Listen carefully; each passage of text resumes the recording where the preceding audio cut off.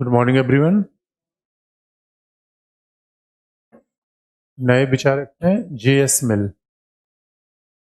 कल हमने आपको बेंथम की बात आपको बता दिया था और J.S. मिल के विचार में बेंथम फिर से रिपीट होता है और बेंथम का नाम तो इतनी बार आता है, जब आपने पढ़ा तो अब जो रॉल्स में बेंथम को रिपीट करते हैं। तो बेंथम ने तो नया लैंडमार्क बनाया था और आप देखोगे कि J.S. मिल, जॉन स्टुअर्ट मिल। अब आपको हम कंडीशन बता दें कि इस संदर्भ में J.S. मिल अपने विचार लिख रहा था। बड़ा इंटरेस्टिंग पार्ट था कि यूरोप में आप देखोगे किस तरीके से संघर्ष चला। जेम्स जहाँ पे J.S. मिल अपने विचार लिख रहा था वो किन से प्रभावित था, क्या कंडीशन थी। अब देखोगे यूरोप इतिहास किस तरीके से आगे बढ़ता है, ये बड़ा दिलचस्प मामला है। और इसलिए कहा भी जाता है अगर आप पॉलिटिकल थिंकर पर आपकी कमांड है तो इसका अप्लीकेशन जहां मर्जी वहां कर दोगे आप। अब आप देखोगे कि यूरोपीय इतिहास कैसे आगे बढ़ता है। जो हमने सीखा, पहला पहला संघर्ष था चर्च और राज्य के बीच। किस तरीके से यहाँ पे संघर्ष आगे बढ़ा और चर्च और राज्य के बीच संघर्ष में कौन जीता? राज्य। इसलिए हमारे यहाँ मैकियावेली या हॉब्स तक ये चैलेंज लगता रहा कि चर्च और राज्य के बीच कौन जीतेगा। भाई ऐसे तो यूरोपीय इतिहास का मामला आगे बढ़ा और मामला चर्च और राज्य का नहीं था, बल्कि भौतिकवाद बनाम एक तरीके से धर्म की लड़ाई थी। सेकुलरिज्म वर्सेस रियलिज्म, उसमें सेकुलरिज्म की विजय हुई। दूसरा फिर संघर्ष हुआ राजा और संसद के बीच। अब यहाँ पे लोकतंत्र का मामला आ गया, डेमोक्रेसी का मामला आ गया। राजा और संसद के बीच संघर्ष की कहानी कौन बताता है? हॉब्स बताता है, लॉक बताता है। जहां राजा और चर्च के बीच संघर्ष फिर आया। आप देखो कैसे यूरोपीय इतिहास बड़े ही प्रगतिशील रूप में आगे बढ़ रहा है। बात को ऐसे भी देख लीजिए, पहले यूरोपीय समाज में किसकी आवश्यकता थी? स्टेबिलिटी, कि सत्ता का केंद्र हो जाए, संप्रभुता हो जाए। बात को इस तरीके से भी आप देख सकते हो। इसी क्रम में सारे विचारकों की बातें आती हैं। भाई कोई विचारक लिख रहा है तो उसकी अपनी परिस्थितियां हैं। आप देखोगे राजा और संसद के बीच में कौन संघर्ष में जीता? कौन जीता संघर्ष में? यूरोप का इतिहास देखा जाए तो क्या समीकरण आपको मिलता है? संसद जीती। तो ये संसद और राजा के बीच लड़ाई थी या लोकतंत्र तानाशाही के बीच में? लोकतंत्र तानाशाही की। तो भौतिकवाद और धर्म के बीच लड़ाई में भौतिकवाद जीता आधुनिक जमाने में। तभी यूरोप में विज्ञान आया, ज्यादा प्रगति आई, तभी यूरोप बहुत आगे बढ़ गया। अब देखोगे अब अगली लड़ाई शुरू हुई पूंजीवाद बनाम समाजवाद को लेकर। अब लड़ाई का अगला दौर आ गया। जिस कॉन्टेक्स्ट में J.S. मिल लिख रहा है उस कॉन्टेक्स्ट में लड़ाई तीसरे दौर की है। रॉबर्ट ओवेन आए, क्योंकि अभी तो ये माना गया था कि पूंजीवादी समाज आ जाएगा, जैसे शहर आएंगे उद्योग आएंगे, जैसे आधुनिक समाज आएगा मानवता के तमाम समस्याओं से मुक्ति मिल जाएगी। यही तो माना गया था। यानी हमने सोचा था गांव से जैसे हम शहर आएंगे सारी समस्याएं हल हो जाएंगी। शहर में आने के बाद विषमता के अलग अलग रूप दिखे। तो रॉबर्ट ओवेन जैसे विचारक जो इंग्लैंड के विचारक थे, तो आप देखोगे तो जब J.S. मिल लिख रहा था तो उसी समय तमाम विचारधारा के लोग आगे बढ़ रहे थे। लेकिन इस विचारधारा को आगे बढ़ाने से पहले आप ये भी आप देख लीजिए कि यूरोप का इतिहास कैसे आगे बढ़ता है। यानी पहले किस बात की लड़ाई थी? संप्रभुता। पहले लड़ाई किस बात की थी? कि व्यवस्था बन जाए, सुरक्षा बन जाए। फिर लड़ाई किस बात की हुई? कि सुरक्षा तो हो गई तो भाई संपत्ति भी रहे, आजादी भी तो रहे। अब आजादी की बात समस्या किसकी आ गई? समानता की। यही तो पूरा वेस्टर्न थिंकर है। ये भी कहा जाता है कि वेस्टर्न थिंकर की बात को आप समराइज करिए तो किस तरीके से आप इस बात को देखते हो। यानी यूरोपीय इतिहास में पहले किसका संघर्ष हुआ? सुरक्षा। पहले मानव क्या चाहिए? सुरक्षा, व्यवस्था। इस सुरक्षा व्यवस्था में संप्रभुता का विचार आया, राज्य की शक्ति आई। इवन सिक्योरिटी लोगों को देंगे। जब यही मानवीय सभ्यता का इतिहास है। तो जब हम किसी चीज को पढ़ते हैं तो हमेशा वैचारिक रूप में पढ़ते हैं, घटनाक्रम के रूप में नहीं। जब आप किसी चीज को तथ्य घटना के रूप में देख रहे हैं, इसका मतलब है आपकी समझ फिर ठीक नहीं है। आप रटे हुए हैं, चीजों को है रिपीट कर रहे हैं, फैक्ट पढ़ रहे हैं। और जब सुरक्षा के बाद मामला आगे बढ़ गया, तब लोगों ने क्या कहा, अब तो हमें स्वतंत्रता चाहिए, अधिकार चाहिए, आज़ादी चाहिए। और स्वतंत्रता, अधिकार, आज़ादी चाहिए तो स्वाभाविक रूप में उसमें प्राइवेट प्रॉपर्टी भी अपने आप आ जाएगी। भाई आज़ादी धार्मिक आस्था की भी चाहिए, आज़ादी संपत्ति की भी चाहिए, आज़ादी और अधिकार की मांग होने लगी। अब जैसे जैसे लोगों को आज़ादी मिल गई तो लोगों ने देखा भाई संपत्ति की भी क्षमता बढ़ने लगी। कुछ लोग ज़्यादा अमीर हुए, कुछ लोग गरीब हो गए। तो अब स्वतंत्रता से बात कहाँ घूम गई, समानता पर। समानता पर। इसी बात को ऐसे देखिए, पूरे यूरोप का इतिहास क्या बताता है। पहले धर्म का शासन था, फिर राजा का शासन आया, फिर उसके बाद लोकतंत्र के शासन की बात आई। तो आप जैसे क्रम से बना लीजिए, यानी यूरोपीय इतिहास कैसे आगे बढ़ता है।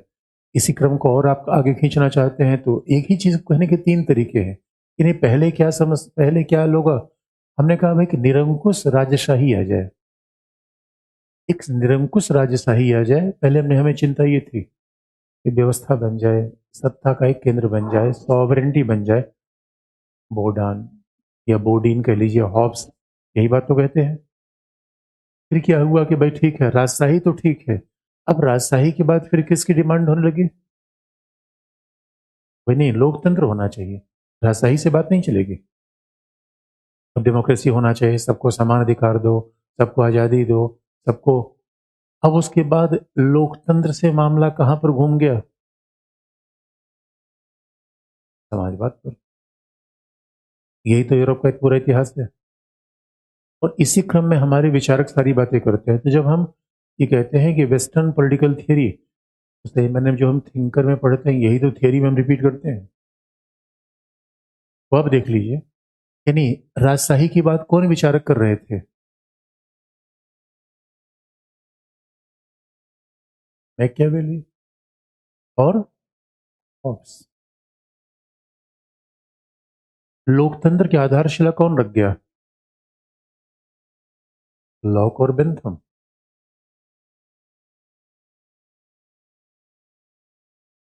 लोकतंत्र की आधारशिला कौन रख गया, लॉक और बेंथम। और अब हम जिस दौर में हैं, जीएस मिल, स्वाभाविक रूप में अब मामला किसका आ गया, पूंजीवाद बनाम समाजवाद का। तो उदारवादी मोर्चा संभाल रखा है मिल ने, क्योंकि इसी समय समाजवादी विचारधारा का महान प्रवक्ता मार्क्स लिख रहा था। समय यही था, जिस समय मिल अपना विचार दे रहे थे उसी समय मार्क्स समाजवाद की बात को लेकर आ रहा था। इंग्लैंड में चार्टिस्ट मूवमेंट चल रहा था।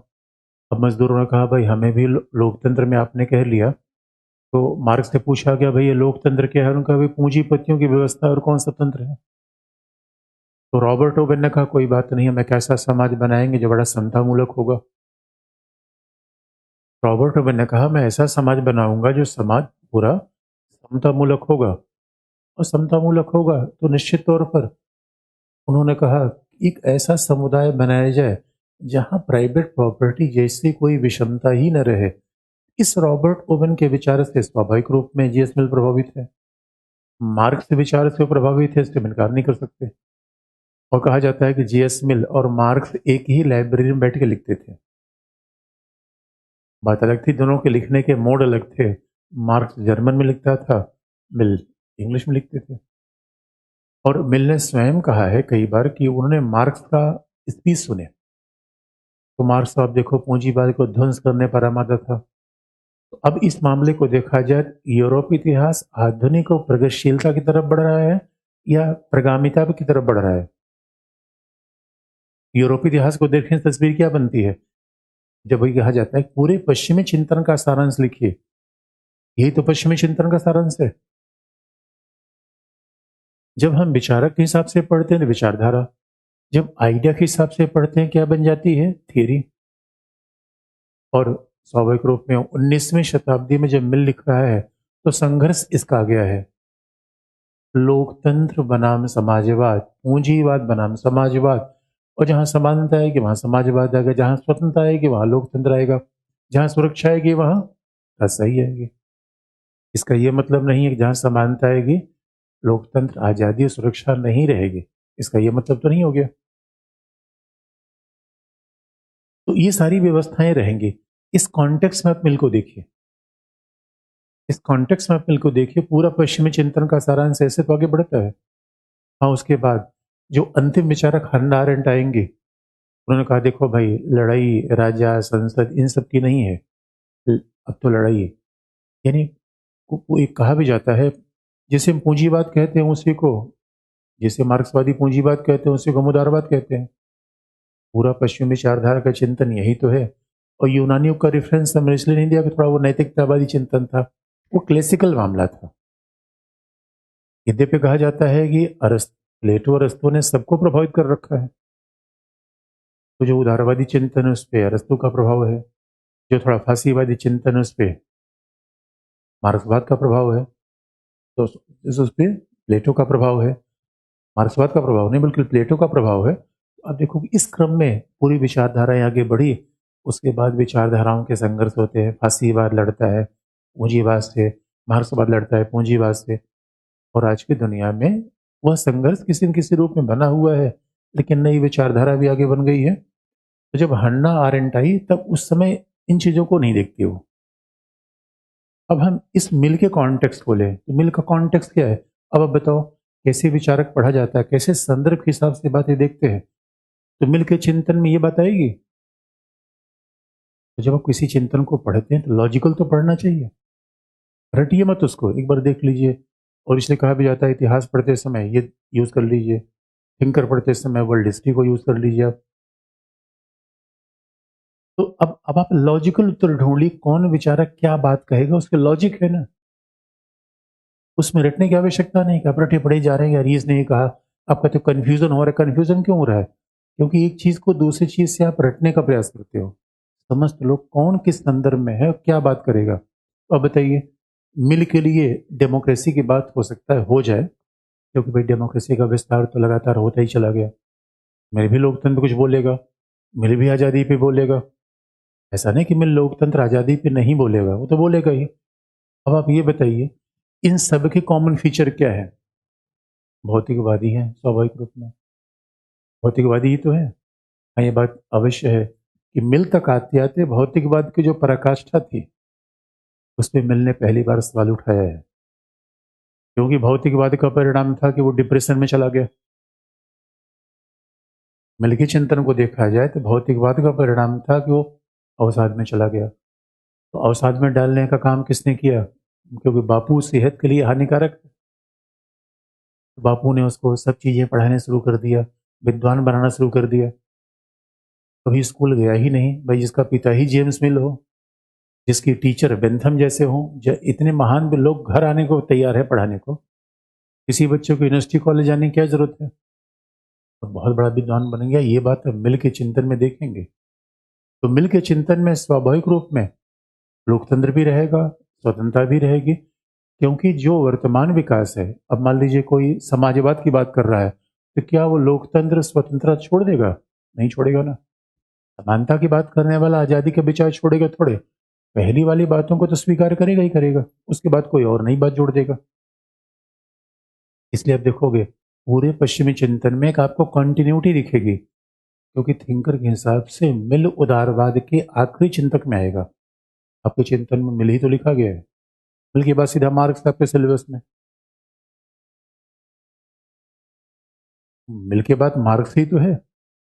हाँ, अगर यूजीसी वगैरह के लिए आप देखना चाहते हो तो ग्रीन कभी कभी देखते हैं, तो संक्षेप में लोग देख लेते हैं। इस वजह से मिल अपने आप में उदारवादी बात नहीं कहेगा, ऐसा हो ही नहीं सकता। लेकिन इतने चेंजेस के बावजूद जो चीज आप कंटिन्यूटी देखोगे पूरे वेस्टर्न थिंकर में, जित मार्क्स से पहले तक सभी लोकतंत्र को मानते हैं, सभी तार्किकता को मानते हैं। तो भाई हाउस में फाउंडेशन पड़ी गया, लोकतंत्र को सभी मानते हैं, तार्किकता को मानते हैं, कहीं न कहीं आज़ादी के विचार को मानते ही मानते हैं। समानता माने या न माने, आज़ादी के विचार को ही मानते हैं, सेकुलरिज्म के विचार को मानते हैं। तो चीज़ें कंटिन्यूटी में ही चल रही हैं। अभी आपने इस बात को नोटिस किया कि हर विचारक में कुछ कुछ चीज़ें समान आ रही हैं। ये पढ़ने का लॉजिकल तरीका है। ये पढ़ने का लॉजिकल तरीका है।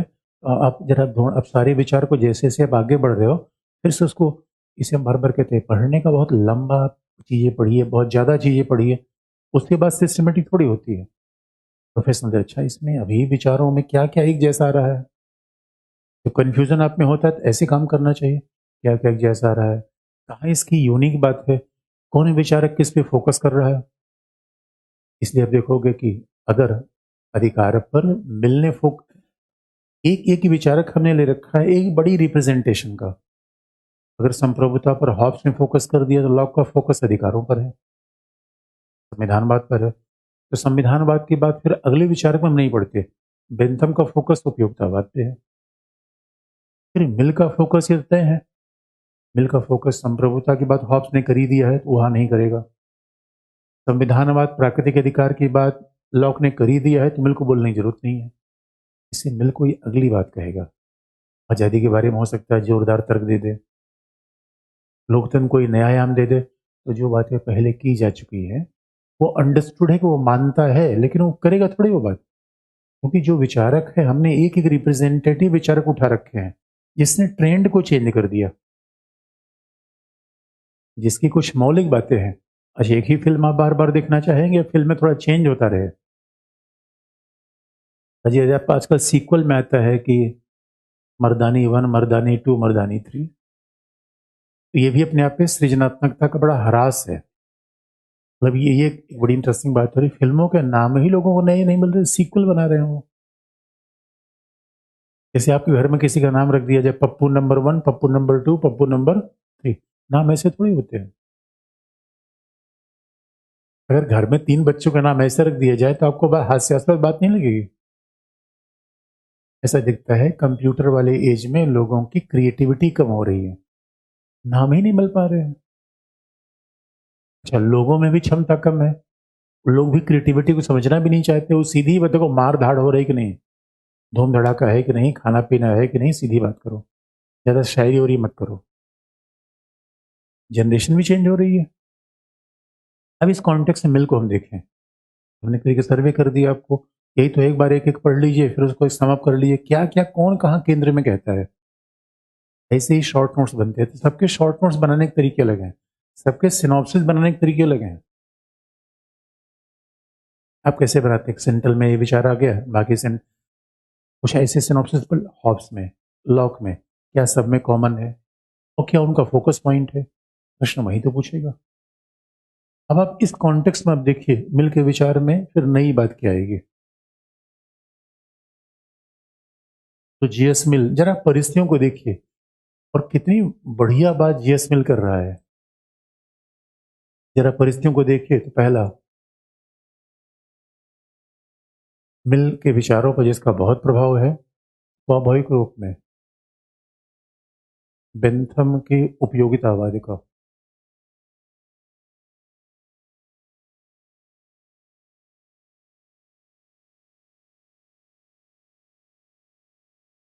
है। ऐसे विचार करते सीधा बेंथम, यानी मिल जिससे बहुत प्रभावित है कौन है? बेंथम का उपयोगितावाद। और एक खास मान्यता है कि मिल ने कहा कि मैं उपयोगितावाद को मानता हूं, लेकिन आप जानते हो बेंथम भौतिकवादी था। बेंथम कहा करता था शरीर का सुख ही बहुत महत्वपूर्ण होता है। वो बच्चा देखो गायब है जो कह रहा था कि नींद, जो कहा जो सुख ले रहा है। बेंथम बिल्कुल सही था। कल वो कह रहा था सुबह उठना बहुत फजीयत काम होता है, आज वो गायब है। कई बच्चे तो हफ्ते हफ्ते में खाद बाहर आ जाते हैं, वे सोचते हैं कि हफ्ते हफ्ते में खाद बाहर आ जाए। अच्छा, ठंडी में आना दुख वाला काम है, सुख वाला काम है? बेंथम के हिसाब से देखा जाए तो क्या दिखेगा आपको? अब यही जीवन के चैलेंजेस हैं। तो मेरे बच्चों, बेंथम भौतिकतावादी था। भौतिकतावादी आदमी शारीरिक सुख को मानता है, मैं इस बात को नहीं मानता। जैसी व्यक्ति की समझ होगी वैसा ही उसका चित्रण हो जाएगा। और मिल भौतिकतावाद से चिढ़ क्यों गया?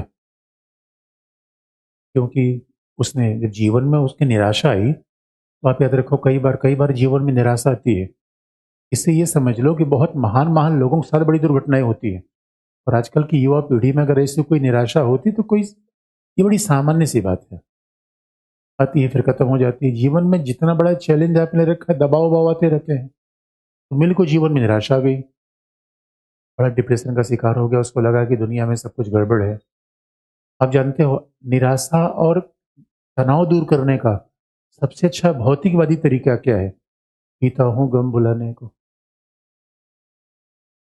अच्छा, कई कई लोगों को पीने खाने का सबसे अच्छा बहाना क्या मिलता है?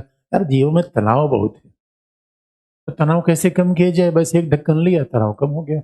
ये भौतिकवादी तरीका है सुख लेने का। तो बेंथम मिल ने सोचा कि भाई मैं तनाव में हूँ, फिर दो चार ढक्कन लेके देखता हूँ। ढक्कन लिया, कोई फायदा नहीं हुआ। तब मिल ने कहा, अरे बेंथम बात कुछ गड़बड़ कह रहा है। अरे बच्चे तुम आगे आ जाओ, झांक क्यों रही हो तुम? सबसे पीछे जो बैठी है मेरी बच्ची, आगे आ जाओ। एक तो छोटे कद की है, मतलब कद से कुछ नहीं होता मेरे बच्चे, तुम इतना इतने संकोच में क्यों बैठी हो? तुम्हें आगे बैठना चाहिए। पीछे बैठी है, वो भी छुप के बैठी है, इसे झांक रही है। भागना है जल्दी से, डर रही हो मुझसे? Oh my God.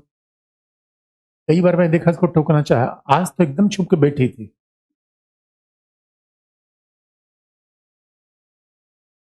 कोई बात नहीं, बच्चे होते हैं अभी, तो यही तो सीखने का ही फेज है ना। कई कई बच्चे वो संकोची होते हैं, वो तुम छुप के बैठे रहते हैं, और टीचर काम क्या है, सबको आगे बढ़ा देना। तो बात सिंपल सी है कि, और फिर जब आज भी यूरोप और अमेरिका में देखोगे, जब आदमी थोड़ा तनाव में जाता है तो उसके लिए आजकल की युवा पीढ़ी देखोगे, तनाव दूर करने का अच्छा तरीका क्या है? ड्राइविंग। आजकल छुट्टी दिल्ली में अगर 2-3 दिन की छुट्टी हो जाए तो पूरे आसपास की जगहों पे जाम लग जाते हैं, बस भाग जाते हैं लोग, इतने तनाव में है लोग। ये भौतिकवादी तरीका है तनाव दूर करने का, क्योंकि सही मायने में हम अपने आप को समझ ही नहीं रहे कि हम हैं क्या। क्योंकि हमने समझ रखा है कि, अब सवाल है कि दौड़े दौड़े गए बर्फ देखने, बर्फ में फंस गए, तो दुख मिला है सुख मिला? गए थे सुख लेने, मिल क्या गया? दुख। इसीलिए अगर आपको सुख लेना हो, अपने आप को समझ लीजिए कि आप हैं कौन। शरीर तो है नहीं। अब बिल कुछ ऐसी बात करने लगा जो यूनानी दौर में बात चल रही थी। बात ध्यान दिला दे। मिल मिल के चिंतन में उसने यूनानी दौर को पढ़ा, प्लेटो को पढ़ा, एरिस्टोटल को पढ़ा। मतलब ये समझ लो उस दौर में जो भी विद्वान आदमी रहा होगा, उसको मिल न पढ़ा हो ऐसा हो ही नहीं पाया। उसने सबको पढ़ा। और उसको उसका पिता इतना बड़ा विद्वान था, वो नहीं समझ पाया कि प्लेटो ने कहा था कि बच्चों को पहले खिलाओ, पहले क्यों पढ़ा रहे हो? लेकिन हम उसने सब कुछ पढ़ लिया। तो बस सीधी सी बात है, बेंथम जिस भौतिकवादी सुख की बात करता है, भौतिकवादी सुख लेना है तो कहाँ जाना पड़ेगा आपको? बर्फ पड़ रही है तो लोग बर्फ देखने भाग गए, यही सुख है भाई। तो इंद्रियों से सुख मिलता है, देखने से सुख चले गए। कोई कश्मीर चला गया, कोई जैसलमेर ऊंट पे बैठ के ढेचू ढेचू कर रहा है। तो ये बताओ, आजकल की दुनिया में जो लोग टूरिज्म में जाते हैं उनका तरीका क्या है? कई बार तो बहुत सारे लोग टूरिज्म जाते हैं हुक्का पानी उड़ाने के लिए भी। ये सुख लेने का बेंथम का तरीका था। मिल ने सारे सुख अजमाए, काम किया नहीं। मिल से पैदल चला जा रहा था, और मिल को मिला कॉलरिज की कविता है। मिल ऐसे ही कहीं उदास था, कहीं चला जा रहा था, और उसे इसकी, कॉलरिज बहुत बड़े लेखक थे, मिल को कॉलरिज की कविताएं मिल गई। और कॉलरिज उन कविताओं में, और कॉलरिज कविता थी ही, और स्वाभाविक स्वाभाविक रूप में यूनानी युग का उस पर प्रभाव था। इसे मिल ने कहा कि व्यक्ति केवल भौतिक सुखों का उपभोक्ता मात्र नहीं है, व्यक्ति केवल शरीर नहीं है, जैसा बेंथम ने कहा है, व्यक्ति केवल इंद्रियों से सुख प्राप्त नहीं करता, जैसा कि बेंथम का विचार था। बल्कि मिल ने कहा व्यक्ति मूलतः क्या है? नैतिक प्राणी है। यहीं पर उसने उपयोगितावाद का मूल आधार ही बदल दिया। व्यक्ति क्या है? एक नैतिक प्राणी है। देखो ये बात हमने यूनानी दौर में पढ़ रखी थी। रूसो ने भी नैतिकता की बात की है, लेकिन आप ध्यान देखो, रूसो उदारवादी नहीं है। रूसो के चिंतन से तो हर चीज निकल जाती है। रूसो में समाजवाद भी है, उदारवाद भी, अलग अलग चिंतन उसमें आ जाता है, लेकिन आ जाता है नैतिकता की बात करने वाला उदारवादी परंपरा में पहला व्यक्ति मिल है। क्योंकि उदारवादी परंपरा का मतलब सेकुलर, उदारवादी परंपरा का मतलब भौतिक। और जिन लोगों ने उदारवादी परंपरा की नहीं थे नैतिकता की बात, उन्होंने की कांट नहीं, आदर्शवादी थे। मिल के बाद बल्कि ग्रीन इंग्लैंड में आए, वो नैतिकता की बात करते थे। वो तो हीगल से, चूंकि हीगल जब नैतिकता की बात करने लगा, हीगल से बहुत लोग प्रभावित हुए, हीगल से उदारवादी भी प्रभावित हुए, लेकिन वो ग्रीन के बाद की परंपरा है, मिल के बाद की नहीं। और कहा जाता है भाई हीगल तो मिल के बाद आया। इस वजह से भौतिकवाद में, आधुनिक दौर में ये कह देना कि मानव नैतिक है, ये स्वाभाविक रूप में बेंथम से बहुत ही अलग बात थी। बेंथम से बात बिल्कुल अलग थी। अब नैतिक मानव को सुख कहाँ से मिलेगा? बर्फ देखने से, रसगुल्ला खाने से, हुक्का पीने से? अच्छा, न्यू ईयर पार्टी में आपने क्या क्या इंतजाम किया था खाने पीने का? न्यू ईयर पार्टी में जो सुख लेने का इंतजाम किया था वो कैसा था? बेंथमवादी तरीका सुख लेने का था या मिल का तरीका था? ये बताइए, मिल के तरीके से भी। अच्छा, नैतिक व्यक्ति सुखी होता है दुखी होता है? ये बताओ, मिल मिल से पूछा गया, भाई ये बताओ तुम सुख को इनकार कर रहे हो क्या? का सवाल ही पैदा नहीं होता। इसलिए उसने कहा भाई देखो, मैं उपयोगितावादी हूँ, इस बात को मानता हूँ। मैं वो सामाजिक समझौते की परंपरा नहीं मानता। मैं लॉक वाली परंपरा, मेरा कोई भरोसा नहीं है। सामाजिक समझौता, प्राकृतिक अधिकार, मैं व्यवहार से ही मानता हूँ कि मानव सुख प्राप्त के प्रयास में है। लेकिन ये तो समझ लो, मानव है कौन? मानव केवल भौतिक सुखों को भोगता नहीं है। अगर केवल मानव भौतिक सुखों को भोगता होगा तो पशु ही तो होगा। इसी मेरे बच्चों, मानव में इंद्रियां भी तो है, लेकिन आत्मा है, चेतना है, मस्तिष्क है। अब बताओ, विचारों को ऐसा क्या खिलाओगे कि सुखी हो जाए? कई बार आपको नहीं लगता है, व्हाट्सएप पर किसी ने एक प्रेरणादायी मैसेज भेजा और आप क्या किसी अच्छे विचार को आपने भेजा, उसी आपसे बिल्कुल उस मैसेज को पढ़ के आप खुश हो जाते हो। क्योंकि मेरे बच्चे, मानव का मूल स्वभाव ही है हैप्पीनेस, प्लेजर नहीं। बेंथम प्लेजर और हैप्पीनेस में अंतर नहीं कर पाया, बार बार कहता है greatest happiness of greatest number. कह रहा है बात हैप्पीनेस की, लेकिन बात बोल रहा है प्लेजर की। हैप्पीनेस मानसिक होती है। और आपको याद है अरस्तु ने कहा था, सबसे बड़ी हैप्पीनेस कहाँ होती है? समुदाय में रह के, नंबर एक। सबसे बड़ी हैप्पीनेस कहाँ होती है? समुदाय में रह के, नंबर एक। सबसे बड़ी हैप्पीनेस कहाँ होती है? नैतिक कार्यों करने से, नंबर दो। असली हैप्पीनेस कहाँ मिलती है? जहां किसी की सहायता करते हैं। असली हैप्पीनेस कहाँ मिलती है? जहां जहां निस्वार्थ काम करते हैं, असली हैप्पीनेस वहां मिलती है। यानी जहां जो एक सुख होता है भौतिक, दूसरा है मानसिक। असली सुख कहाँ है? कविता पढ़ने में या मिठाई खाने में? असली सुख कहाँ है? कविता पढ़ने में, मिठाई खाने में? मेरे बच्चों, कमाल की बात है, मिठाई गाय भी खा सकती है, भैंस भी खा सकता है। पीने खाने वाला काम पशु भी करते हैं। गाजीपुर में एक फैक्ट्री है अफीम की, वहां के आसपास जो बंदर होते हैं वही अफीम की फैक्ट्री वाला पानी पीते हैं। तो पानी पी के बिल्कुल मस्त रहते हैं। वो बंदर का स्वभाव ही भूल गए हैं। इसका मतलब है, जो भी आप चीजें खाना खाना पीना जानते हो, वो पशु भी करना चाहते हैं। कविता, कॉलरिज की कविता बंदर नहीं पढ़ सकता। कॉलेज कविता बंदर नहीं पढ़ सकता, लेकिन जितनी चीजें आप खाते पीते हैं सब पशु खा पी सकते हैं। इसी पहली बात है, आप याद रखिए, सुख विचारों से होता है। सुख मानसिक होता है, सुख नैतिक होता है। कबीरदास सुखी थे या दुखी थे? इसलिए आप याद रखिए, असली प्रसन्नता किसको होती है, हैप्पीनेस किसको होती है? जो संत है, वैरागी है, ज्ञानी है, असली प्रसन्नता उन्हें होती है। भौतिकवादी आदमी प्रसन्न होता ही नहीं, डरा हुआ होता है। आपको पता है क्यों? भौतिकवादी आदमी डरा कैसे होता है? रूप रंग खो जाएगा, जैसे बाल सफेद हुआ डर जाता है, अब मारो, खत से खींचो, उसके बाद डाई करो, डर जाते हैं। शरीर पता चला सिक्स पैक इतने मेहनत से बनाया कि बीमार हो गए, वो सिक्स पैक कहाँ गया, गायब हो गया। और मेरे बच्चे, व्यक्ति बूढ़ा भी होता है, जितने भी आपकी पद प्रतिष्ठा शक्ति है वो समय विशेष की है, हमेशा रहने वाली नहीं है। मानो, अच्छा व्यवहार, अच्छा स्वभाव हमेशा रहने वाली चीजें हैं। इससे पहले ये तो सीख लो, सुख लेना है मिलने का है, सीख लो। उसने ये तो नहीं कहा मेरा गुरु पशु था, ये तो नहीं कहा, कहने कहा से वही था उसका। इनडायरेक्टली उसने यही कह दिया, अरे भाई हमने सारे सुख मिलने कहा, भाई देखो ये तो मैं पशु से जाके पूछ नहीं सकता, क्योंकि पशु केवल शरीर वाला सुख लेता है, उसके पास मानसिक सुख नहीं है।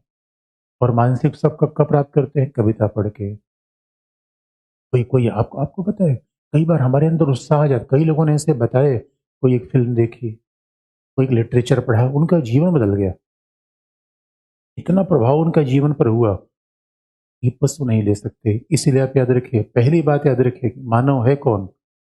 आत्मा। वे आत्मा वगैरह की बात करने से थोड़ा वो परहेज करता है, लेकिन मिल ने यही बात कही, मानव होने का मतलब है स्वयं को जानना, आत्म साक्षात्कार। इसलिए मानव होने का सीधा मतलब क्या है? Self realization. यानी हम सेल्फ रियलाइजेशन का मतलब क्या है? पहली बात तो तय है कि हम पशु नहीं हैं, ये तो तय हो गया कि हम पशु नहीं हैं, मानव हैं। तो मानव का मतलब क्या होता है? नैतिक सुख, मानसिक सुख, आंतरिक सुख। दो प्रकार के सुख है, आप याद रखिएगा।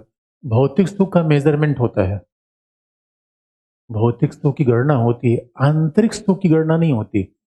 अब आप पूछोगे, सर ये बताओ आंतरिक सुख में कैसे नापूं? कविता पढ़ी 10 ग्राम मिला या 20 ग्राम मिला? याद रखो, एक सुख है कम या ज्यादा, कम या ज्यादा 100 ग्राम से ज्यादा है 200 ग्राम, एक कम या ज्यादा, एक है उच्चतर या निम्नतर। बात समझ रहे हो? एक है उच्चतर या निम्नतर। उच्चतर का मतलब है नैतिक सुख, आंतरिक सुख, मानसिक सुख। और मानसिक सुख क्या होता है?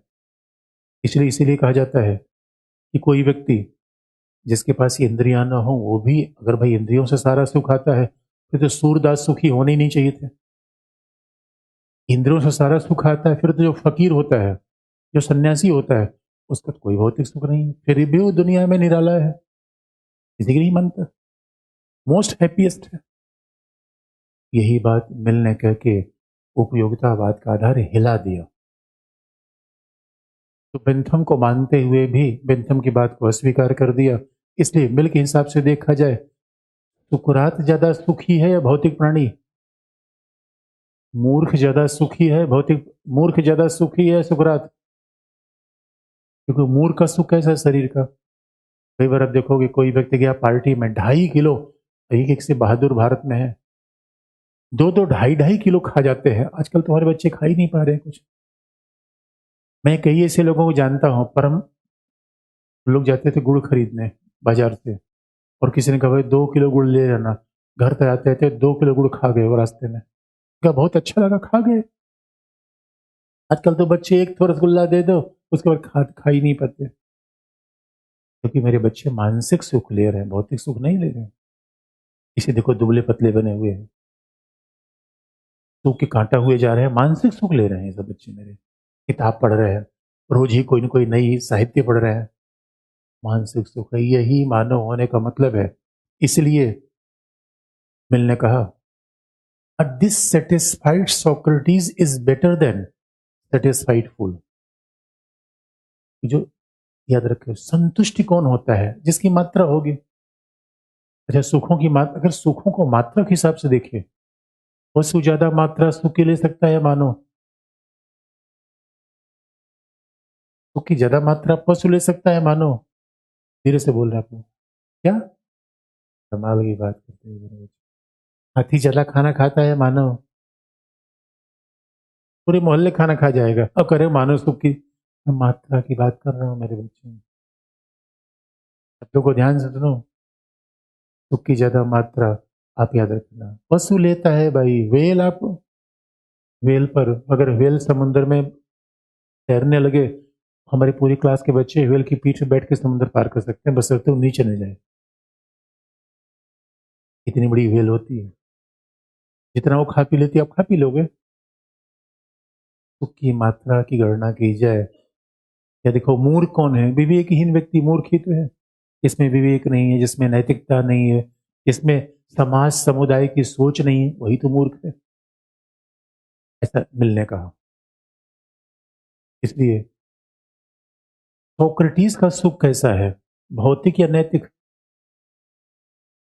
सुकरात जैसे फिलोसफर को सुख कैसा है, भौतिक या नैतिक? धीरे से बोल रहे हैं।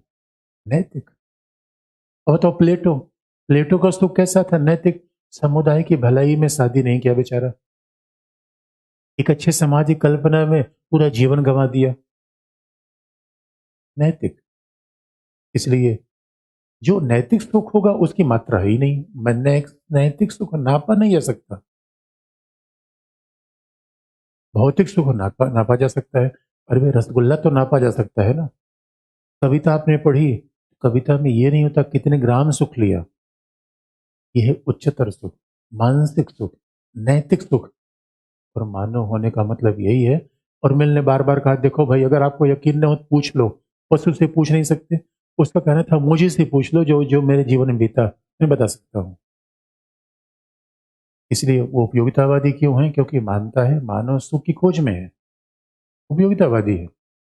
लेकिन उसने उपयोगितावाद का आधार हिला क्यों दिया? सुख केवल मात्रात्मक नहीं होता। जिसे मात्रात्मक सुख कहते हैं वो निम्न सुख है। वो निम्न सुख है, शरीर का सुख है। अब यही बात आप देख लो मेरे बच्चों, अगर केवल शरीर के लिए आप जीवित रहोगे, एक समय के बाद शरीर का भी सुख बहुत ज्यादा खा नहीं सकते।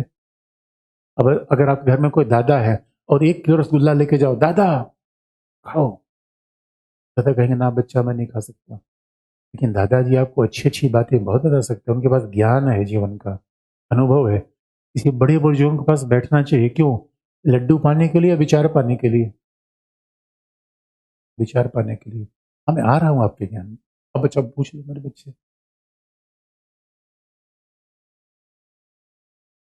नहीं समझ पाए थे फिर।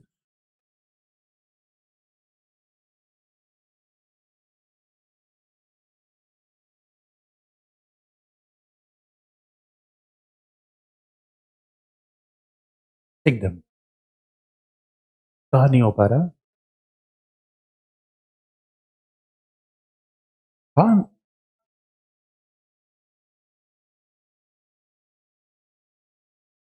आप उदाहरण फिर गलत दे रहे हो। आप आपकी बातें विरोधाभासी है। फिर मेरी बात सुन लो। आपका जो तर्क है उलझा हुआ है। आप आपने एग्जाम्पल को सही नहीं देखा। अब देखो, अरे भाई दादाजी भौतिक सुख नहीं ले सकते कि उनका सुख मानसिक है। उन्होंने भौतिक सुख को लेके देख लिया है। आप भौतिक सुख को भी लेके देख लो, मानसिक सुख को लेके देख लो। तो मानव होने के नाते कौन सा सुख ज्यादा टिकता है? मिल ने यही कहा। अब यद्यपि इस बात पे वही नजरिए का फर्क है। कोई भौतिकवादी आदमी कहेगा ना ना भाई, क्योंकि हमारे एक परिचित थे भौतिकवादी, कोविड के समय जब भी मिलते थे, और सर कैसे हो, एकदम ठीक ठाक, वो हमेशा टहलते हुए मिलते थे। कोविड के समय हम लोगों ने टहलना कहीं बंद नहीं किया। जिन लोगों ने टहलना बंद किया उनको ज्यादा प्रॉब्लम आई। लेकिन वो ऐसे बिंदास आदमी थे। मैं क्या बताऊं, मैं 80 साल के, मतलब 75 साल से प्लस ही हैं। कहा, और सर जी कैसे हो? कहा, बिल्कुल ठीक, हमें कोरोना वोरोना का कोई बात नहीं, जैसे गले में खराश बस 2 ढक्कन अंदर, ठीक है। क्या बिंदास आदमी है। तो वो 80 साल में ही भौतिक सुख ले रहे हैं। ऐसे भी लोग हैं। लेकिन फिर भी उनका चिंतन थोड़ा राष्ट्रवादी किस्म का है, वो नैतिक बातें करते हैं। बूढ़ा आदमी होगा नैतिक बात करेगा। शरीर का सुख उसके लेने की एक मात्रा होती है। अब ढक्कन उनका ले लेते हैं क्योंकि उनका पहले से कुछ चलता रहा होगा। लेकिन मेन सुख तो मेरे बच्चों, इसलिए अब देखता हूँ मैं कई लोगों से मिलता हूँ। मैंने कहा उनका, सर मैं जानते हो ये छोड़ दिया, मैंने संकल्प लिया है नए साल में ये खाना छोड़ दूंगा, ये खाना छोड़ दूंगा। ज्यादातर लोग 50 साल के बाद भक्ति में ज्ञान में धर्म की तरफ जाते हैं। ये भौतिक सुख है मानसिक सुख है क्या? देखिए, उम्र बढ़ने के बाद ज्यादा लोग इस तरफ जाने लगते हैं। मैंने कहा ज्यादा अपवाद हो सकता है, क्योंकि मानव शरीर का सुख मूल सुख नहीं है मेरे बच्चे। शरीर का सुख मूल सुख नहीं है, यही मिल कहना चाहते हैं। इसका मतलब शरीर का मूल सुख नहीं है तो फिर संपत्ति अर्जन की आकांक्षा ही बेकार है। भौतिक संपत्तियों का अर्जन, बात आपने समझा मैं किस एग्जाम्पल में दे रहा हूं? और भी किसी कंफ्यूजन हो रहा है? किसको किसको कंफ्यूजन हुआ पहले वो बता, मैं कंफ्यूजन हल करूं। भाई भौतिक सुख क्या है, मानसिक सुख है, इसमें कोई कंफ्यूजन है क्या? नहीं, कोई बताओ भाई, आपको कंफ्यूजन क्यों हो रहा है भौतिक सुख?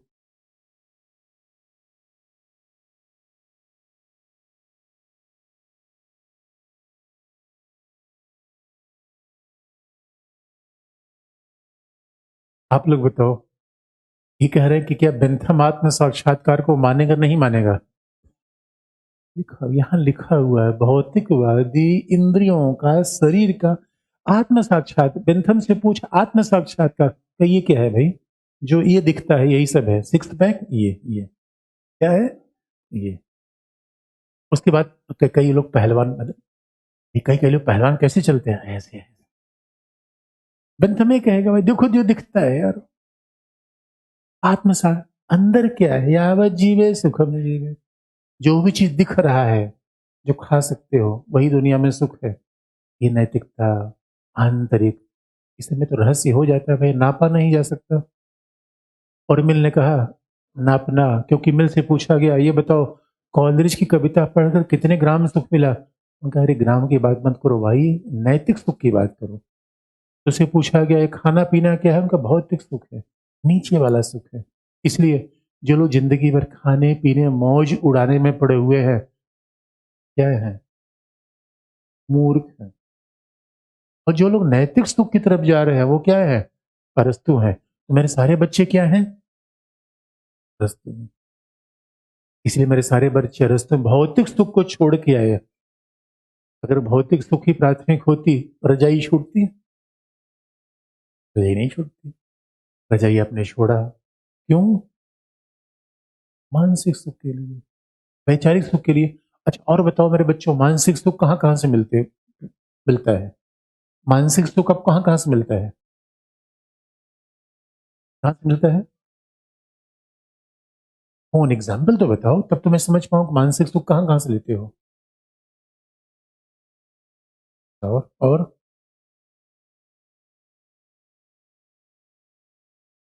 और भी कोई एग्जाम्पल देखो मानसिक सुख का। मेडिटेशन करने से। और भाई अलग अलग लोगों के हैं। कई बार तो आप देखोगे भाई, यही मिल भी कहता है। अब मान लो कोई मंत्री है, कोई सिविल सेवक है, अगर वो ईमानदारी से अपने कार्य का केवल संपादन कर दे, भाई देखो उसकी भौतिक आवश्यकता है, कुछ तो वाहन चाहिए साधन चाहिए।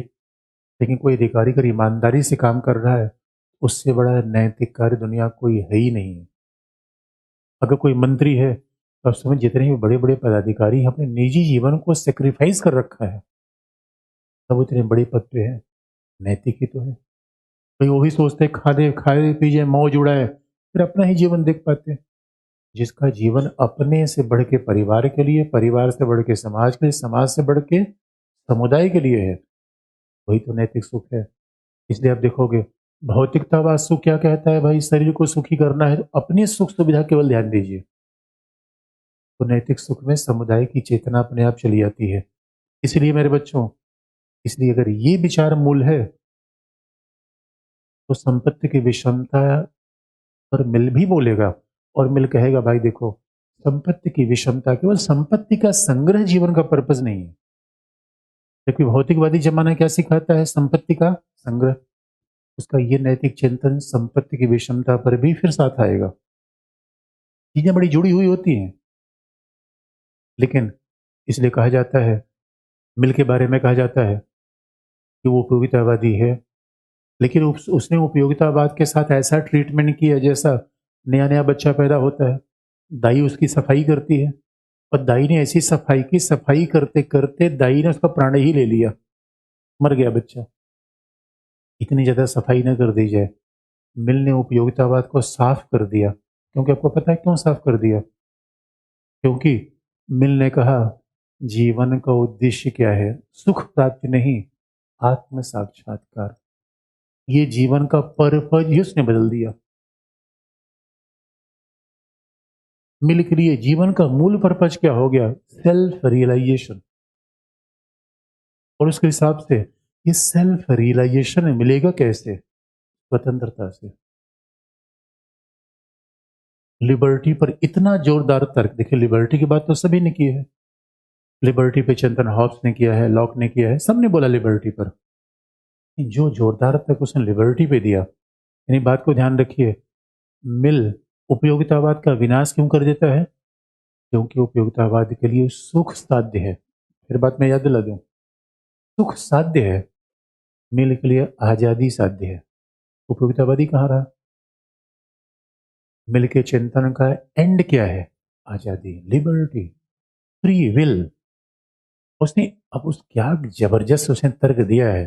कुछ लिखवाने से पहले एक बात मैं उसका पूरा इंट्रोडक्शन दे दूं, उसके बाद मैं लिखवा दूंगा, क्योंकि एक चीज दूसरे जुड़ती है। अब बताइए, जो व्यक्ति नैतिक होगा वो केवल संपत्ति के संग्रह को स्वीकार करेगा? जब संपत्ति के संग्रह कोई मना करेगा तो आपको लगता नहीं समाजवाद का आधार तो वैसे ही बन गया?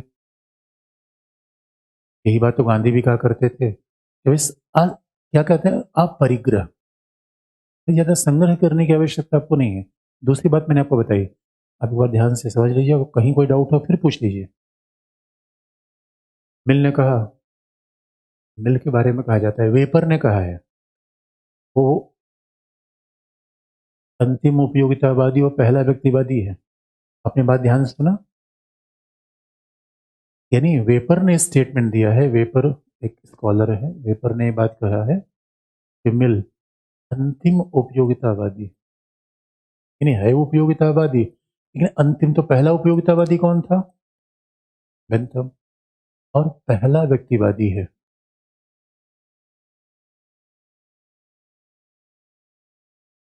मिल अंतिम उपयोगितावादी और पहला व्यक्तिवादी है।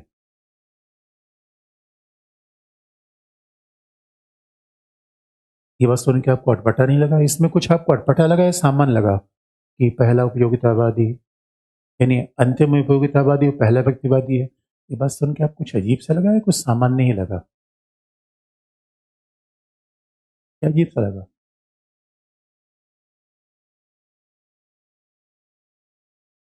सही बात है। अरे भाई, हॉब्स भी व्यक्तिवादी, लॉक भी व्यक्तिवादी, बेंथम भी व्यक्तिवादी। जो व्यक्ति कोई इकाई मान के चल रहा है, जो उदारवादी है, वो व्यक्तिवादी ही होगा। मिल पहला व्यक्तिवादी होगा, तो अजीब सी बात देखने में लग रही है। इसे शब्दों पर बात ध्यान से पढ़ते हैं, मिल पहला व्यक्तिवादी कैसे हो सकता है? बस इसका कारण यह है कि जो उसने नैतिक व्यक्ति की बात की है, उसके पहले लोग व्यक्ति की सही परिभाषा ही नहीं कर रहे थे। व्यक्ति व्यक्ति व्यक्ति, इसे हॉब्स का व्यक्ति कैसा है? सुरक्षा। अरे सुरक्षा ही सुरक्षा, और सुरक्षा तो पशुओं को चाहिए। दूसरा, लॉक ने कहा संपत्ति संपत्ति, संपत्ति अर्जित करना ये मानव होने का लक्षण थोड़ी है मेरे बच्चों। मानवता के इतिहास में जिन जिन लोगों को सर्वश्रेष्ठ मानते हैं, आपने देखा है, अशोक चक्र, भारत रत्न इन लोगों को मिला जो बहुत संपत्ति अर्जित करने वाले थे, समुदाय की भलाई के लिए काम करने वाले थे। इनको हम रिकॉग्नाइज करते हैं हमेशा।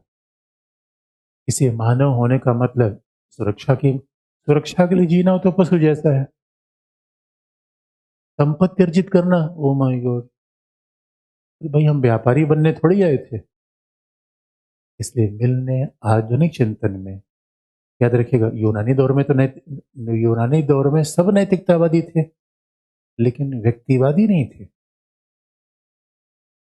यूनानी दौर में सब नैतिकतावादी थे लेकिन व्यक्तिवादी नहीं थे। व्यक्तिवादी कौन है? मिल।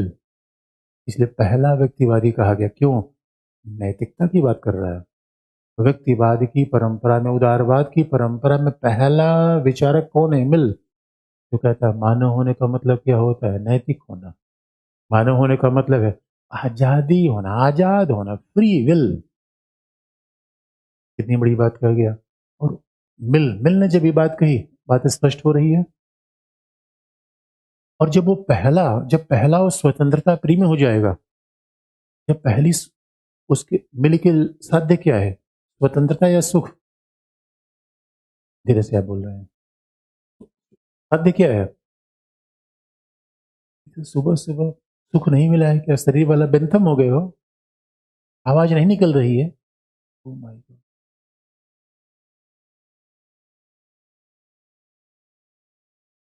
साध्य क्या है मिल के लिए? और धीरे से बोलो, और धीरे से, और धीरे से। Oh my God. साध्य क्या है? तो मिल उपयोगितावादी है या व्यक्तिवादी? उपयोगितावादी के लिए साध्य क्या होगा? सुख होगा। उपयोगितावादी के लिए साध्य सुख होगा। इसलिए उपयोगितावाद से शुरुआत करते करते उसे गला दबा दिया उसने। कहा ना ना, उपयोगितावाद बेकार है। और तो मिल ने तो लिबर्टी के बारे में इतनी जबरदस्त बातें कही है। मेरे बच्चों, मानव होने का मतलब क्या होता है? Free will. और इस बात को समझने के लिए मतलब क्या जबरदस्त लॉजिक दे रखे है। उसने किताब लिखी system of logic on liberty, तो लिखी ही लिखी। मतलब लिबर्टी को जस्टिफाई करने के लिए उसने क्या अपने विचार दिए। एक बार बेसिक सी बात आपको बताते हैं, फिर आपको किस कॉन्टेक्स्ट में बात कर रहा था और क्या क्या उसके चिंतन में आता है। जीएस मिल का इतना पढ़ने वाला व्यक्ति था, वो पढ़ते पढ़ते फ्रस्ट्रेट हो गया। इसका मतलब मिल से सबक लेने की बात है, ज्यादा नहीं पढ़ना चाहिए, खेलना कूदना चाहिए, बगल में दौड़ना धूपना चाहिए। ये नहीं कि जब देखो तब लाइब्रेरी में बैठे हुए हो। अच्छा, मिल ने आजादी को इतना महत्व क्यों दिया? मिल ने ऑन लिबर्टी तो लिखी, लेकिन मैं ऑन लिबर्टी पर आने से पहले मैं उसकी किताब सिस्टम ऑफ लॉजिक उसने लिखी। और आप याद रखिए, लिबर्टी आती कहां से है और लिबर्टी जाती कहां से है, उसने बता दिया। देखिए, पहली एक विचारधारा है जो कल भी मैंने आपको बताया था, नियतिवादी, डिटर्मिनिस्ट, फेटलिज्म। एक पहली विचारधारा है जो ये मान के चलती है जीवन में सब कुछ क्या है? नियतिवादी।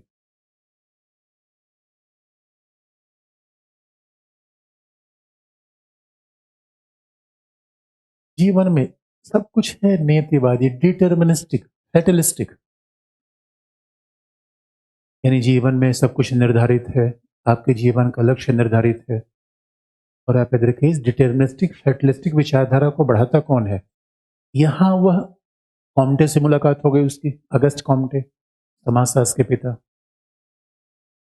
अगस्त कॉम्टे समाजशास्त्र के पिता थे। और अगस्त कॉम्टे ने कहा भाई देखो, धर्म बिल्कुल बेकार की चीज है। मिल ने कहा हाँ, मुझे भी समझ में आ रहा है यही बात। अच्छा, मिल का एक और व्यक्ति का जीवन था। मिल का एक मिल अगस्त कॉम्टे से मिला। जरा सोच के देख कि कितने कितने लोगों से मिल रहा है। अगस्त कॉम्टे से मिला। हैरियट टेलर मिल उसकी दोस्त थी।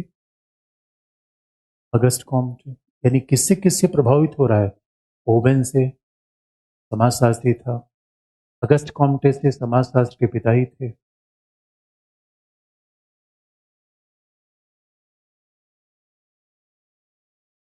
अगस्त कॉम्टे से मिला, फिर उसका एक विवाहेतर संबंध था। तो उस जमाने में इंग्लैंड में बहुत अच्छा नहीं माना जाता था। आज तो इंग्लैंड का समाज बदल चुका है। उसका एक दोस्ती थी, और दोस्ती कहाँ तक थी ये पता नहीं। हैरियट टेलर मिल। वो महिला विवाहित थी, बाद में उसकी शादी कर ली मिल से, उसका पति मर गया। पता नहीं यही सोच सोच के मर गया, कैसे मर गया ये नहीं पता है। देखो अभी इंटरेस्टिंग आया मेरे बच्चों को, यही बात है। फिलॉसफी पे हर एक पे चुप हो जाते हो। तो मामला ये था, आप जानते हो, अगस्ट कॉम्टे ने कहा मुझे धर्म से नफरत है, धर्म मानवता का दुश्मन है, क्योंकि प्रगतिशील बातें नहीं करता, तार्किकता की बात नहीं करता, डिटर्मिनिस्टिक और फेटलिस्टिक टेंडेंसी को बढ़ाता है। एक बात बहुत कंटिन्यूटी है पश्चिमी चिंतन में सेकुलरिज्म को लेकर। लॉक बड़ा होशियार था, बीज बीज का बीज बचाव करने का प्रयास कर रहा था, प्रभु ने बनाया, प्रभु ने बनाया। मिल से पूछा गया, और ये बात उसने अगस्त कॉम्टे से ले लिया। कारण ये था उसका एक विवाहित और महिला के साथ संबंध था। ईसाई धर्म में इसको बहुत बुरा माना जाता था। तो मिल कहता था भाई मेरे महिला के बीच में सहमति है, जब मियाँ बीबी राजी तो क्या करेगा काजी। वो कहता है तू बहुत गंदा आदमी है, ऐसे काम करता है, समाज को क्या नसीहत देगा। मिल ने कहा भाई ये लोग कौन होते हैं। अगस्त कॉम्टे ने कहा यही इन्हीं को तो भगाना है। तो मिल ने कहा कैसे भगाएं। अगस्त कॉम्टे ने सुनो कि देखो सभ्यता का विकास ऐसे होता है, मानवता का विकास कैसे होता है। पहला धार्मिक, जो सभ्यता और समाज का विकास होता है उसका पहला स्टेज क्या होता है, रिलीजियस। जो समाज धर्म की मामले पर अटका हुआ है वो समझ लो उसका सभ्यता का पहला चरण है। वही बात उसने बाकायदा सिस्टम ऑफ लॉजिक में लिखी। और अगर आप देखोगे धार्मिक मान्यताओं को मानोगे तो ये माना जाता है हम प्रभु की संतान है, प्रभु ने हमारे उद्देश्य निर्धारित कर दिए हैं। आजादी कहाँ जाएगी। ये क्या है, फैटलिज्म, नियतिवाद। नियतिवाद भाई प्रभु हमारी जीवन की डोर किसके हाथों में है, प्रभु के हाथों में।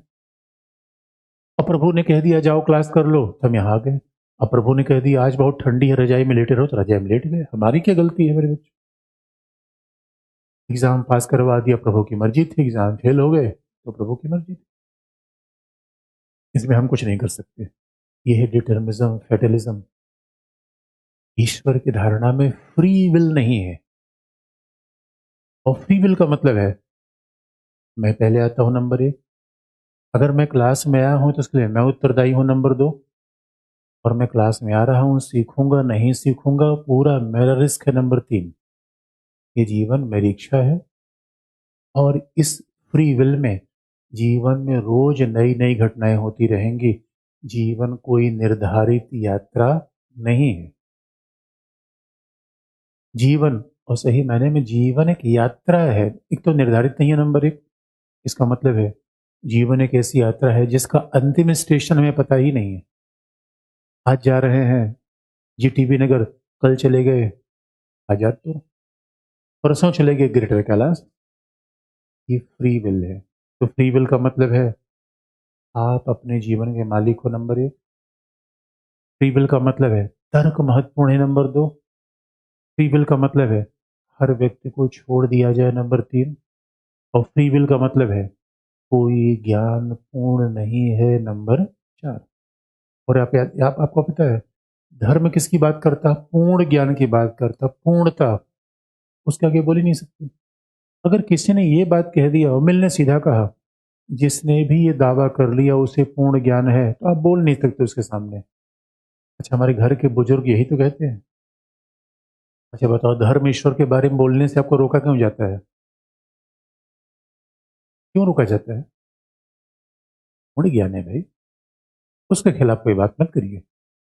मिलने कहा ना ना, फ्री विल, मेरा चिंतन, इच्छा स्वातंत्र। ओ माय गॉड कितनी बड़ी बात है। इसीलिए वो आजादी दे रहा है।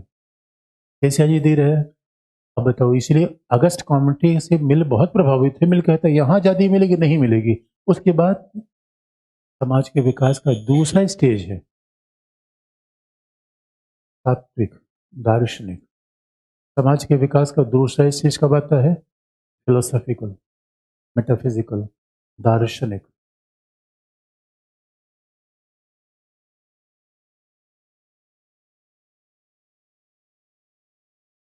मेटाफिजिकल या दार्शनिक,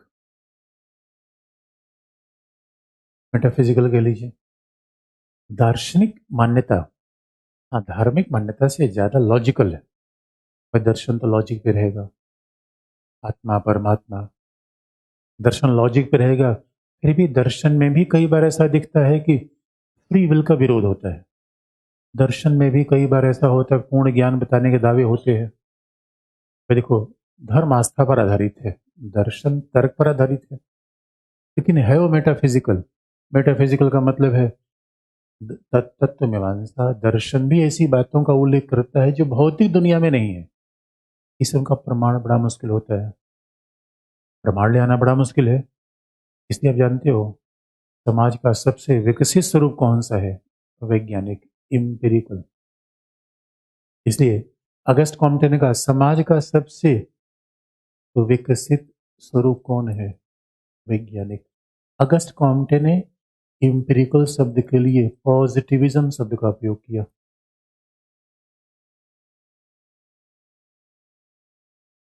अगस्त कॉम्टे ने इम्पिरिकल शब्द के लिए किस शब्द का प्रयोग किया? आप अनुभववाद कहिए, वैज्ञानिक कहिए, पॉजिटिविस्टिक कहिए, इम्पिरिकल कहिए, आशय एक है, आशय एक ही है।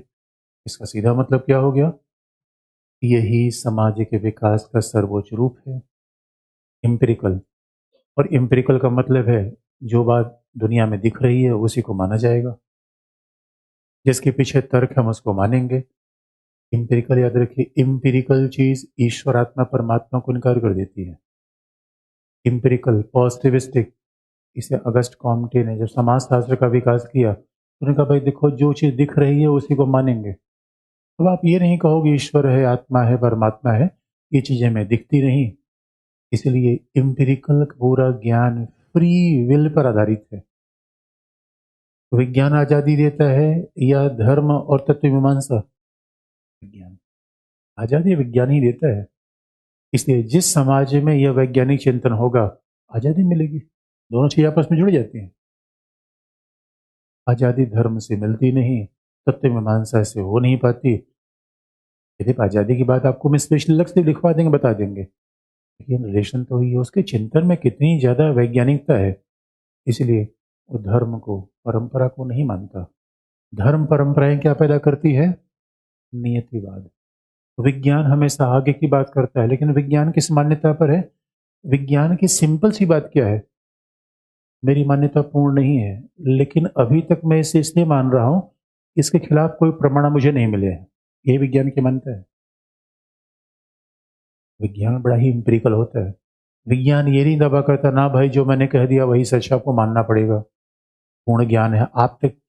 विज्ञान के पास आप्त वचन नहीं होते। आप्त वचन का मतलब समझते हो? अंतिम ज्ञान, अंतिम सत्य, पूर्ण ज्ञान। अंतिम सत्य जैसा कुछ है नहीं। इसलिए अगस्ट कॉम्टे से हामिल बहुत ज्यादा प्रभावित है और सीधा ये बात कह रहा है कि नहीं, आजादी होनी चाहिए। अब उसके बाद आप देखोगे इसका मतलब पहला प्रभाव कहां से है? बेंथम से। यूनानी उससे प्रभाव है ही है। दूसरा प्रभाव कहाँ है? अगस्ट कॉम्टे से। अगस्त कॉम्टे से बहुत ज़्यादा प्रभाव है।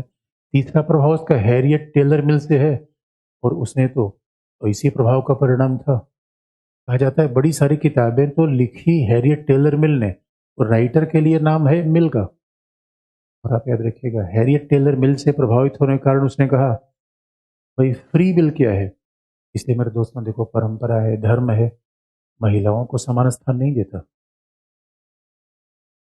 इसलिए मिल उदारवाद के चिंतन में कैसा मान्यता खींच के ला रहा है जिसे बेंथम तक बताने का साहस नहीं करते। मिलने का पुरुष महिलाएं समान है,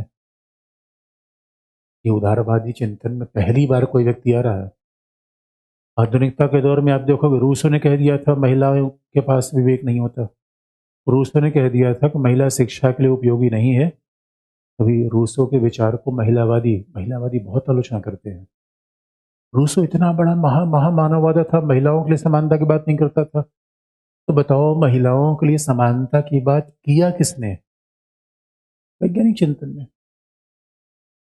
और हैरियट टेलर मिल से इसलिए मिल के जो भी विचार प्रभावित हैं, वो सीधा सीधा हैरियट टेलर मिल के कारण उसने महिलाओं के मतदान का, महिलाओं के मतदान का यूरोप में पहली बार कोई जोरदार समर्थन करने वाले व्यक्ति कौन है? मिल है। ये बात अभी कोई करता ही नहीं था। और ये फिर वो दिखाता है कि देख लो भाई, जिसको आपने पूर्ण ज्ञान मान रखा है, आपने तो कह दिया है कि महिलाएं अधीन है पुरुषों के। आपका ये पूर्ण ज्ञान ठीक नहीं है, तर्क से प्रमाणित नहीं होता, ये नियतिवादी है। और महिलाओं का जीवन तो निर्धारित कर दिया गया। देखो, फ्री विल और नियतिवाद में क्या अंतर होता है? नियतिवादी क्या है? महिला की शादी हो जाएगी, बच्चे हो जाएंगे, एक अच्छी बहू बन के रहेगी, नियतिवादी चिंतन है। और फ्री विल क्या है? महिला कल कैप्टन हो सकती है, प्रेसिडेंट हो सकती है, उद्यमी हो सकती है। फ्री विल है। इतनी बड़ी बात है। यानी व्यक्ति को नियंत्रित करने वाली कोई शक्ति है नहीं। तो ये सब आजादी से होगा। और वो उस चिंतन का वो विरोधी था जो आजादी के खिलाफ है। इसलिए अभी बताने की आवश्यकता है कि मिल का विचार सेकुलर है या धार्मिक है। मिल का विचार क्या होगा? क्यों सेकुलर होगा? जो विज्ञान की बात करेगा वो सेकुलर ही तो होगा। जो विज्ञान की बात करेगा वो सेकुलर होगा। लेकिन लास्ट वाली बात तो उसकी और आपको बता दें, जहां सब उसका चिंतन जुड़ जाता है, फिर उसके पूरे विचारों को हम एक एक करके देख लेंगे। जहां से उसके सारे विचार जुड़ जाते हैं, अब आप देखोगे, अब उसकी मुलाकात हुई रॉबर्ट ओवेन से, मार्क्स से। अब यहाँ इधर मार्क्स के वो कम उल्लेख करता है, लेकिन मार्क्स का उसके जीवन प्रभाव है। रॉबर्ट ओवेन, ये रॉबर्ट ओवेन और मार्क्स जैसे लोग, ये समाजवादी विचारधारा के लोग थे। और बड़ा इंटरेस्टिंग पार्ट है, मिल आज़ादी की बात करने वाला, वैज्ञानिक पद्धति की बात करने वाला, लेकिन जिस समय मिल अपने विचार लिख रहा था, महिलाओं की समानता का समर्थक, कितनी मार्मिक बातें मिल ने कर दी अपने चिंतन में। मिल ने अपने चिंतन में कितनी मार्मिक बातें कही। और उसने महिलाओं के लिए बाकायदा किताब लिखा, द सब्जेक्शन ऑफ वुमन। उसने कहा देखिए, यही नियतिवादी चिंतन का परिणाम है। और नियतिवादी चिंतन जो स्थापित है परंपरा के द्वारा, वो गलत है। वो तर्क से प्रमाणित नहीं है, फिर भी आपने मान रखा है महिलाएं अधीन होंगी, महिलाएं अधीन होंगी। यानी महिलाओं को आपने फ्री विल दिया ही नहीं है, आजादी नहीं दी है। फ्री विल का मतलब है, अरे भाई, मैं अपने जीवन का मालिक हूं, तो मैं निर्धारित करूंगा मेरा जीवन, या पड़ोस राज्य सरकार निर्धारित करेगी? मैं करूंगा। लेकिन मिल का चिंतन कितना बड़ा था। अब देखोगे, इंग्लैंड आया, शहर आ गए, तो शहरों के आने से क्या हुआ? आर्थिक विषमता बढ़ी। और आर्थिक विषमता एक तरफ थी, और इंग्लैंड में भाई, लॉक ने तो स्वाभाविक रूप में संपत्तिशाली लोगों को मतदान के अधिकार दिए थे। बेंथम ने कह दिया था कि व्यक्ति एक मत। बेंथम ने कहा था कि व्यक्ति एक मत। लेकिन इसी समय चार्टिस्ट मूवमेंट चल रहा था, और उसके चिंतन पर, और फिर उसके उसके दोस्त से मुलाकात हुई, डी टोकविले। बड़ा इंटरेस्टिंग पार्ट था वो। इस सोचिए, कितने लोगों से मिला, कितने लोगों के विचारों को उसने समावेशित किया। इस शायद अपने आप में अनोखा ही है। डी, फिर उसके चिंतन पर इसका प्रभाव है, डी टोकविले का। डी टोकविले ने किताब लिखी, democracy in America.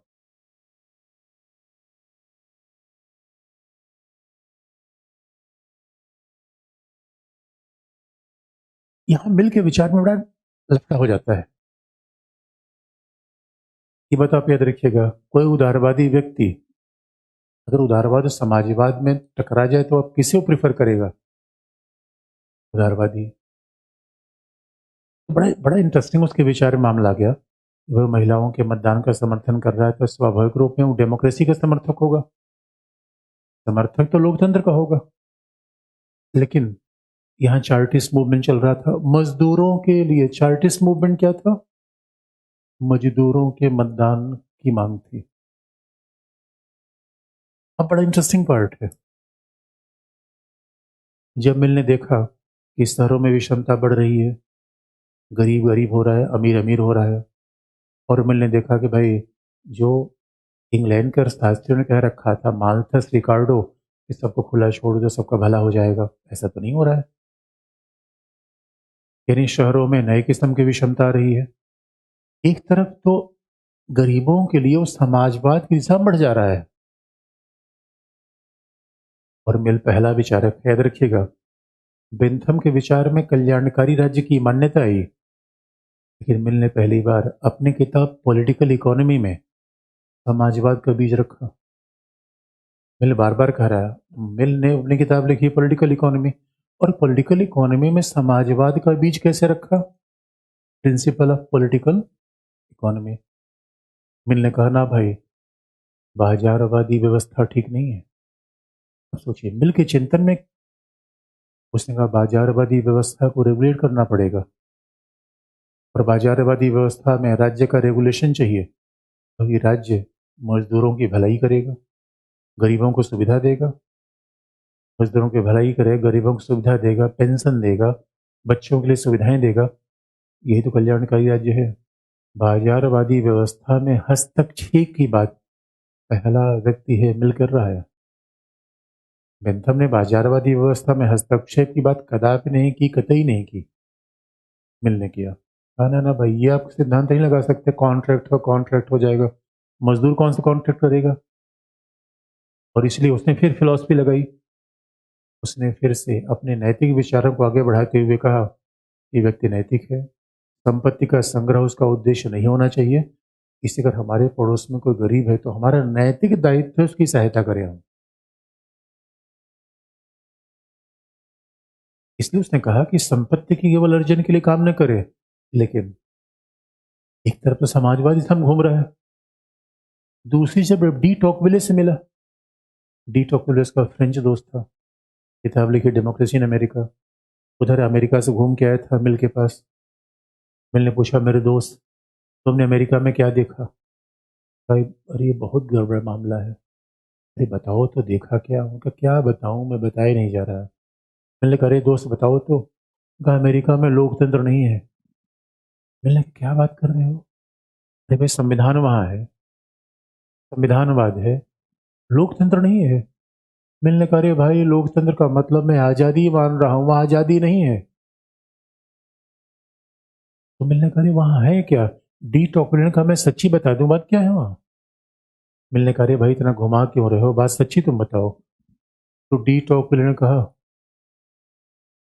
tyranny of majority, वहां बहुमत की निरंकुशता है, आजादी जैसी कोई चीज है ही नहीं है। अब मिल डर गया।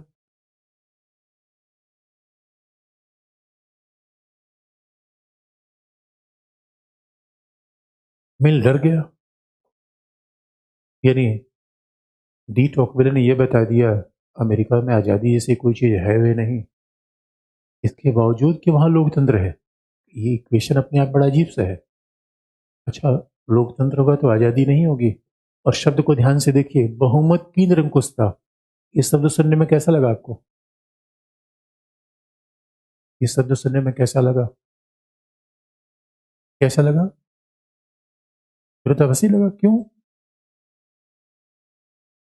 निरंकुशता एक व्यक्ति की होती है, बहुमत का तो लोकतंत्र होता है भाई, बहुमत निरंकुश कैसे होगा?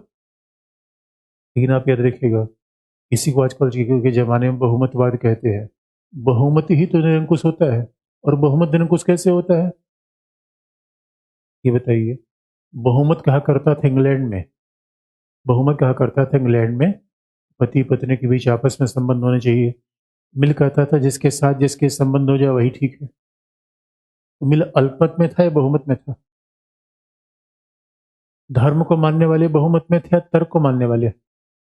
देर से आप बोल रहे हैं। मिल किसको मानता था?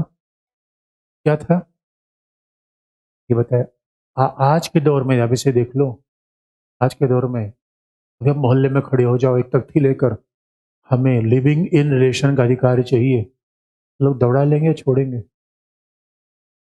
क्यों दौड़ा लेंगे? उसके बाद कहो मुझे समलैंगिक, दादा मुझे समलैंगिक विवाह करना है, अपने घर में जाओ, पढ़ो उड़ के मिल का विचार पढ़ लो, और अब कहो अब मुझे आज़ादी का प्रयोग करना है। मिल ने कहा बोलो फ्री विल होगा। अब ऐसे तख्ती लेकर खड़े हो जाओ, रमेश बिट्स महेश। कर पाओगे? कौन रोकेगा? बहुमत की ओ माय गॉड। कुछ ऐसा पहनना चाहो जो बहुमत नहीं मानता, मना कर देगा। कुछ ऐसा खाना चाहो जो बहुमत मना कर देगा। हाल की बात है।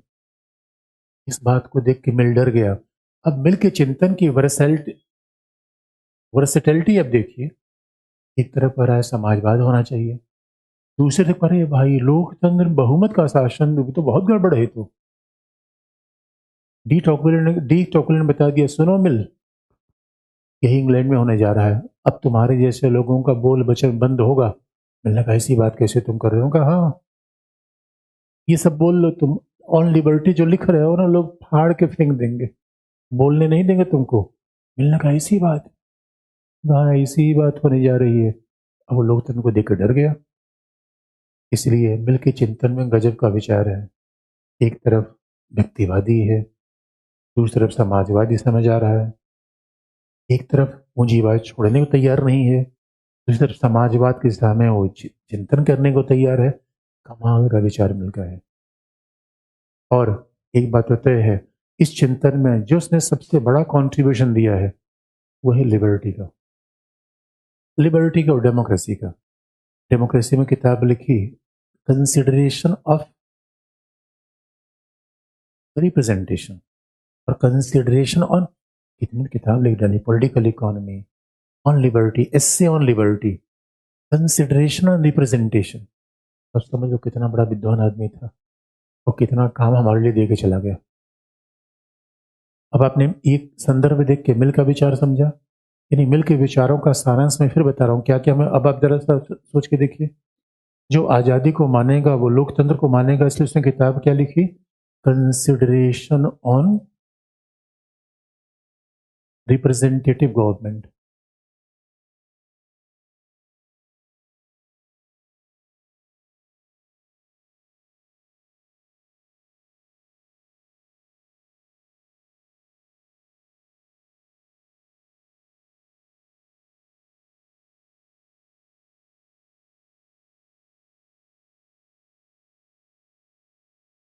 Consideration on the representative government.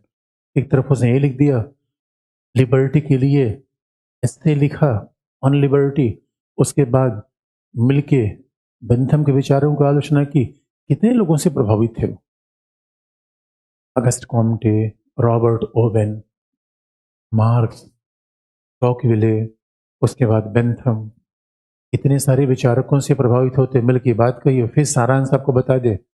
एक तरफ आज़ादी डेमोक्रेसी का बड़ा प्रवक्ता, महिला अधिकार का समर्थक, लेकिन वो पूंजीवाद को रिफॉर्म करने वाला पहला व्यक्ति है, कल्याणकारी राज्य का सैद्धांतिक आधार रखने वाला पहला विचारक है।